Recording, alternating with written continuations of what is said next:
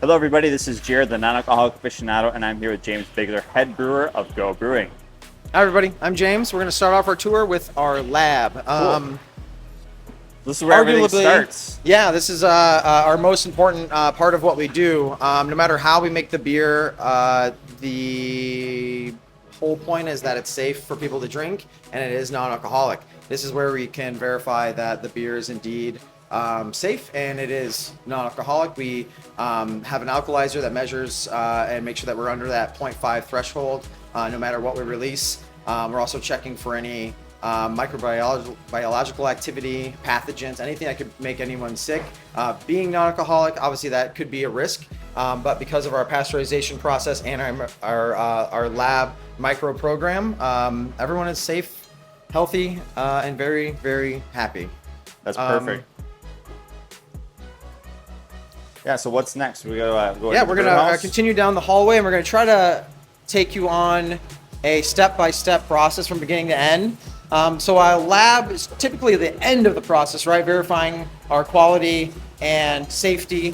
It's a good place to start just because it's first in the hallway. Yep. Next up in the hallway would be our mill room. If you've ever been on any brewery tour, you've probably seen something similar. It's just where the grain starts out. We have our mill, a few bags of grain in here. We're milling our grain for the day, either in the morning or the night before, traveling up around into the brew house. We use a chain vase system. It's a little bit more gentle on the grain, making sure that we have the proper structure when we head over into the mash tun. So we're gonna head up there now. We're passing our packaging line, which we'll loop back around to at the end of the process. But here on our left is our brew house. It's a 15-barrel, 3-vessel brew house. We have a mash mixer, lauter tun, and boil kettle. We've found that mash mixer is a key element in maintaining just the right specifications on our beer, allowing us to stay under that 0.5 threshold and get the same flavor, color, and aroma that we want from our beers.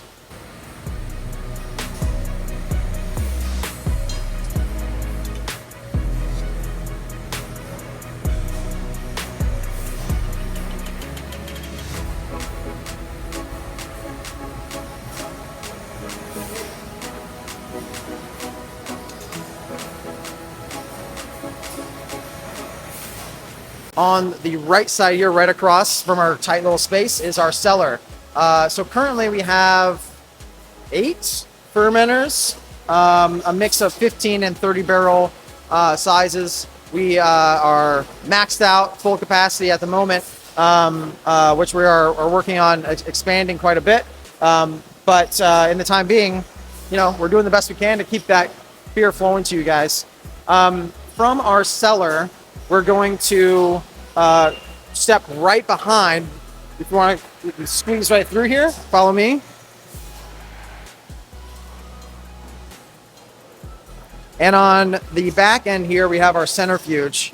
It's kind of a small guy, but I believe it's really worthwhile on the quality and consistency for our beers. It makes sure that when we go over into packaging, we have a clean beer without any foreign material like fruit from the fruit additions, hop matter, yeast especially. Because we pasteurize our beer, removing any of those kind of particulate is important for maintaining the flavor and aroma of the pasteurized beer. From that centrifuge, it's going to move into our bright tanks. We have one of them here, 3 more against this back wall. The bright tanks is really the packaging holding tank for all our beers. That's where we finalize carbing. We get our last readings of oxygen, CO2 volumes, pH, alcohol, and verify that that beer is good to package. And then it moves over into our packaging line. Arguably, the second most important part of what we do is not making the beer. It is verifying that beer is packaged correctly.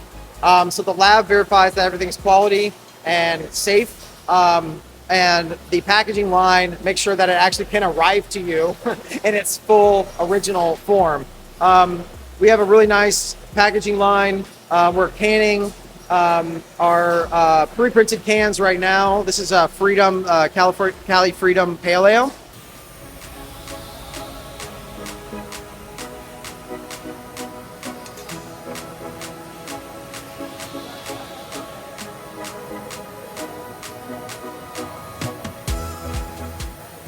And in the back, I don't know if you can see it, it extends the whole back wall there. It was pretty hard to get in here, but that's our pasteurizer. It's about 25 feet. It's the smallest one I could find. And that's what really allows us to be able to ship this beer around. We cannot be sure that beer is going to stay safe, no matter how much testing we do. The only way to be 100% sure that this beer stays non-alcoholic and stays free of contamination is through pasteurization. From there, it's going to be going over into our cold box. So we're going to walk right back through here.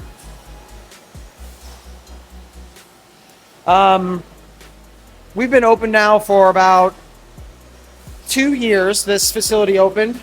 A year before that, so 3 years ago, we started this, venture in the garage, really just doing home brewing.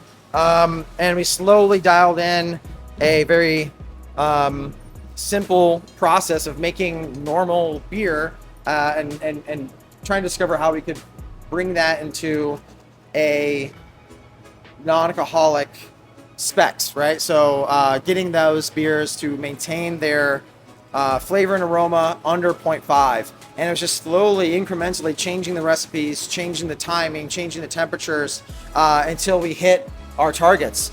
And that's just what we continue to do. Updating those recipes, slightly tweaking things here and there to make sure that we're getting the best flavor and best aroma that we can. Sometimes that means keeping our beers in the cold box as long as possible to maintain freshness. Sometimes that means changing up ratios of hops here and there. Always trying to look for new, exciting ingredients to add to our beers, and hopefully doing enough experimenting to keep everyone happy. Good. And then this heads right back into our tap room, which isn't necessary to the process, but it is very necessary for getting our feedback from our customers and seeing what people like, what they enjoy, and especially for us, knowing that people have a place to go where they have more options. Definitely. Well, thanks for the tour, James. This is super cool to see the brewing process in action here at Go Brewing, and looking forward to the new beers coming out in the future. Thank you.